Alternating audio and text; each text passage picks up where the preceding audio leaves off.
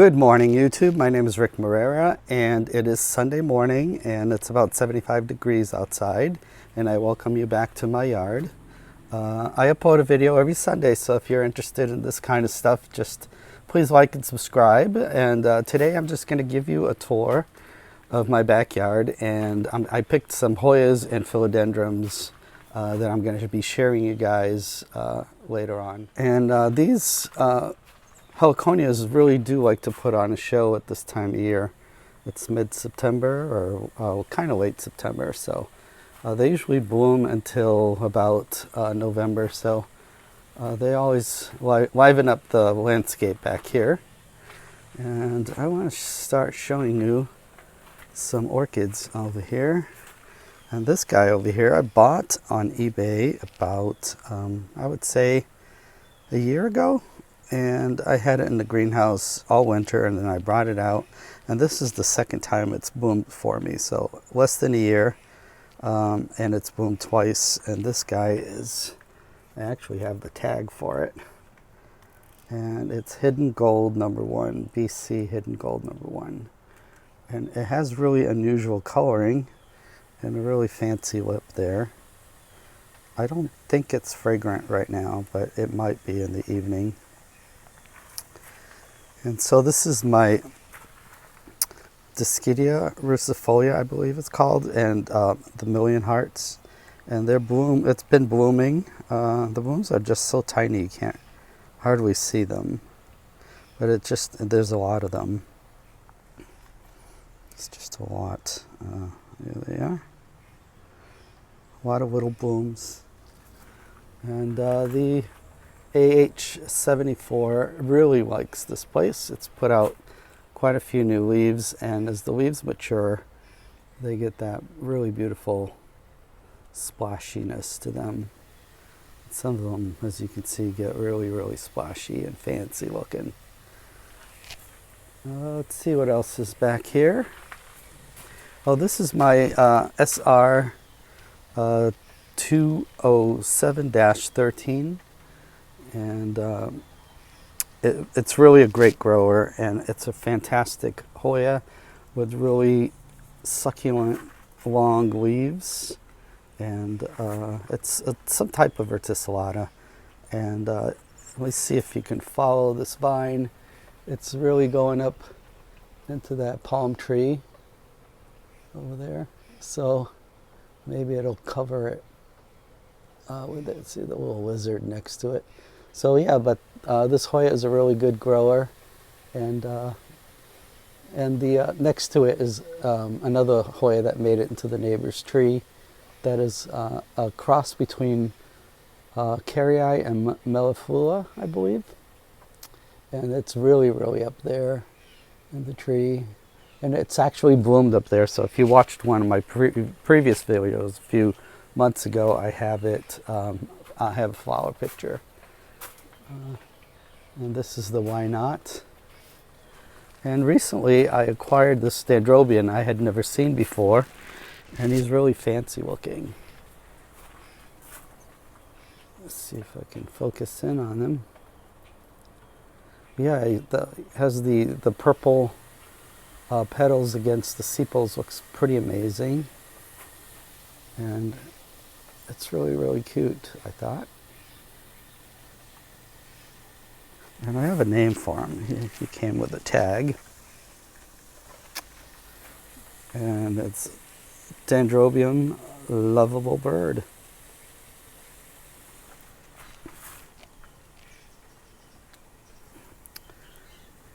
And that one I don't have a tag for, but and I can't focus on him because of the sun, but it's a really beautiful yellow Cattleya hybrid. It's kind of on its way out, but at one time it had like 6 or 7 flowers on there.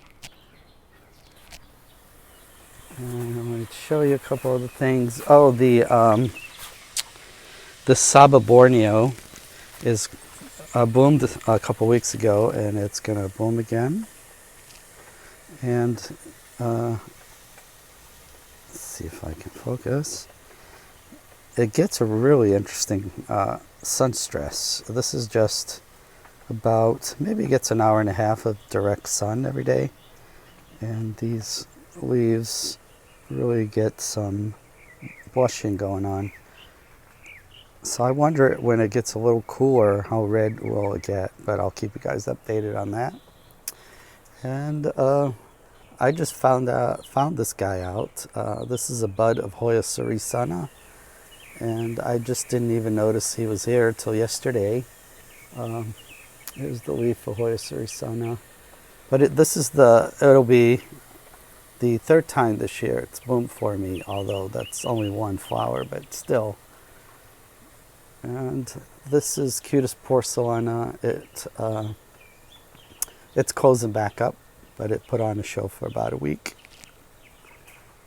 And what else do I have over here? The Hoya Perfection is picking up some really nice sun stressing at about, I would say, an hour of direct sun in the late afternoon.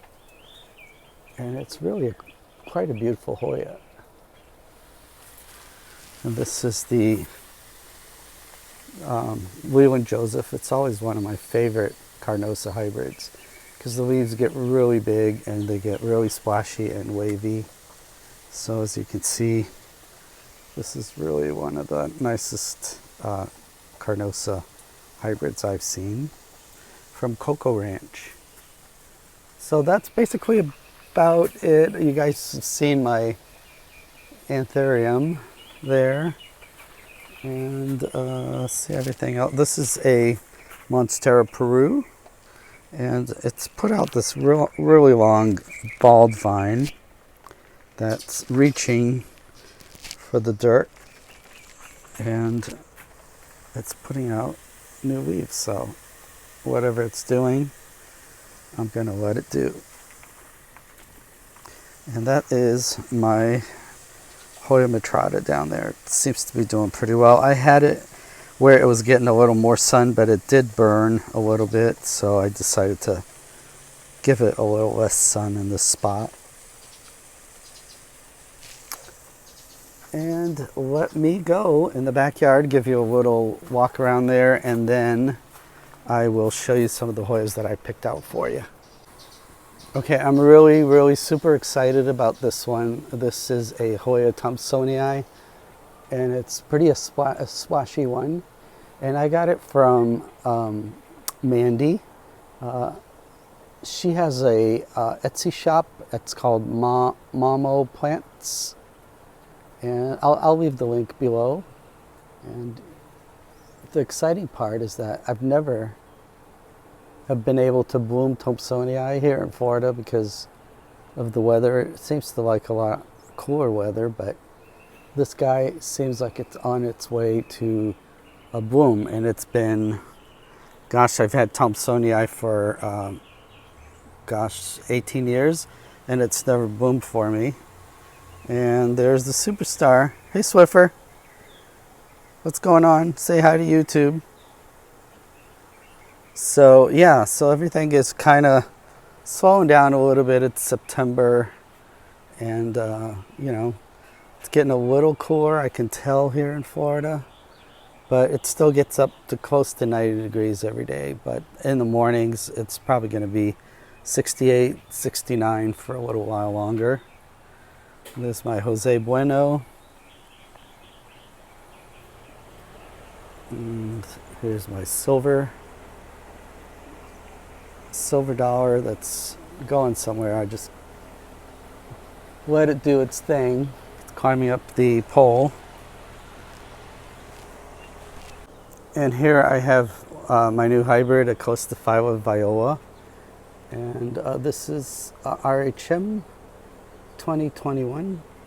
You can see it has a really long tip. It's nicely veined. You can see, and it makes a very attractive hanging plant. Has all the points kind of like cascade, so it's a very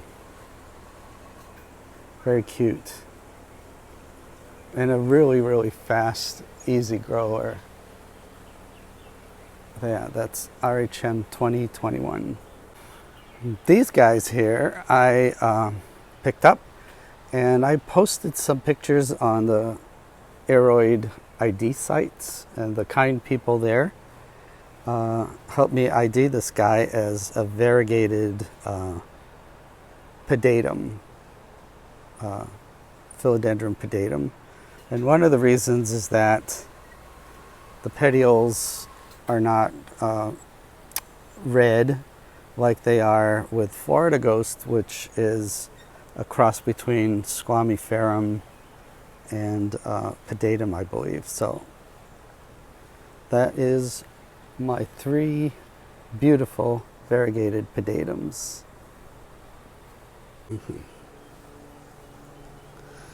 And now you're looking at this and saying, why does he have a takeout food box here? Well, this is one of the ways that I'm able to grow this Hoya. It's kind of difficult to mount it because you have to water it almost every day for it to be happy.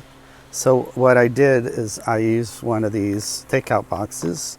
I make a few holes in the bottom, and then I put a layer of coconut fibers there, and then a layer of sphagnum moss, and I lay the imbricata on there, and it grows really, really quick in there. Because once I water it, I cover it, make some holes on the top, and it stays really, really humid in there most of the time. And I don't have to water it every day. So if you water it maybe once a week, it's fine if it's covered. But as you can see, it does really, really well in there. So you might want to try out this experiment and let me know how it turns out. And this beautiful philodendron over here, this is a brandiatum. It's really gorgeous. And I heard that if you let it go up a moss pole, the leaves keep getting bigger and bigger. And I've seen pictures where they're way bigger than this. So I got these on Amazon. I think you got a package of, 4 of these for about 25 bucks. And they work really well. And it seems like the philodendron is already putting out some air roots and attaching to the pole. And you can just keep on adding poles to it because there's a hole in there.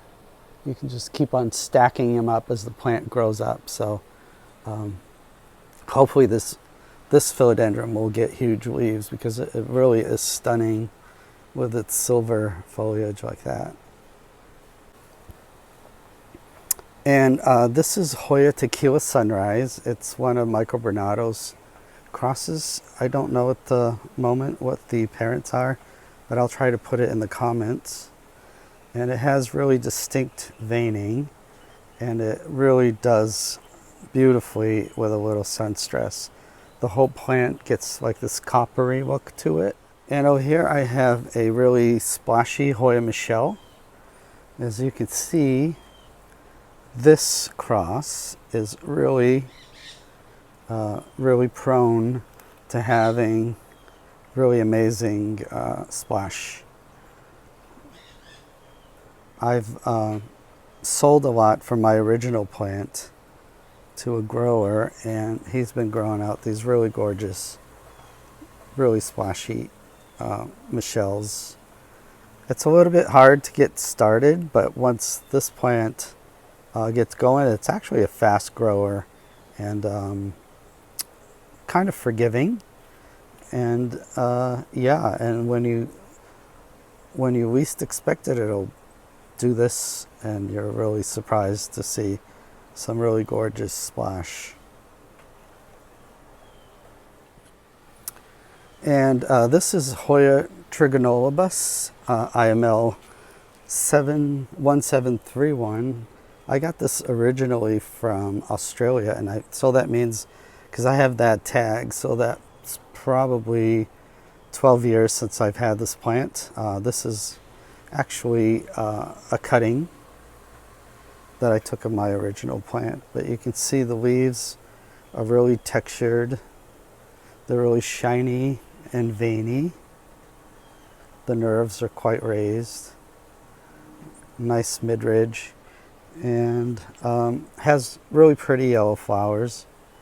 But to me, the attractive part are these really nice green leaves that get really textured. So yeah, this is Hoya trigonolobus, and it is a pretty fast grower actually. And this Hoya is a new species that's been around for about a year that I know of, and this is a Hoya species Indonesia from PNG, and it hasn't been named yet. It's definitely a very unique species. I got it from Sarisa in Thailand, and the flowers are really stunning. I'll try to put up a picture of them, but as you can see, it's really a very rapid grower. It's put out this vine and all this new growth, and about 6 inches of new growth at this tip, and new leaves on that tip. So, and this has only been about not even a month since I've had this Hoya. So whatever I'm doing, I hope it looks like I'm doing good, and I hope that it blooms for me soon, because I'm really excited about flowering this this species. And this is a Philodendron patriciae, and I'm experimenting. I just moved about 2 weeks ago. I moved it to this moss, to a bigger pot, and to this moss pole. And as you can see, it looks like it's attaching itself to the pole. And these leaves apparently get, I've seen pictures where they're at least 3 feet long. This is a really desirable philodendron, and I hope that providing a support like this moss pole and it'll keep growing up and the leaves keep getting bigger, because that would be really striking. For the longest time, there's confusion about Hoya albiflora. There's one going around here in Florida as albiflora, affinis albiflora, but apparently it's not. And this one I received from Sarisa as well, and she calls it the true albiflora. And the leaves, you can see, are pretty glabrous. The one that's going around as affinis albiflora, they're pretty fuzzy. So this one is very different in that aspect. And I really like the size of the leaves, and it seems like it's doing well for me. I've had it for about a month, and it looks pretty good already. It seems to have rooted well, and it's putting out, it looks like it's getting ready to put out new growths. And that's going to be it for today. I hope you enjoyed my little backyard walk and seeing my Hoyas and philodendrons. Hope you all have a wonderful Sunday afternoon and a beautiful week ahead. So please consider coming back next Sunday when I update you again on what's going on at Rick and Swiffer's backyard. Bye-bye. Take care.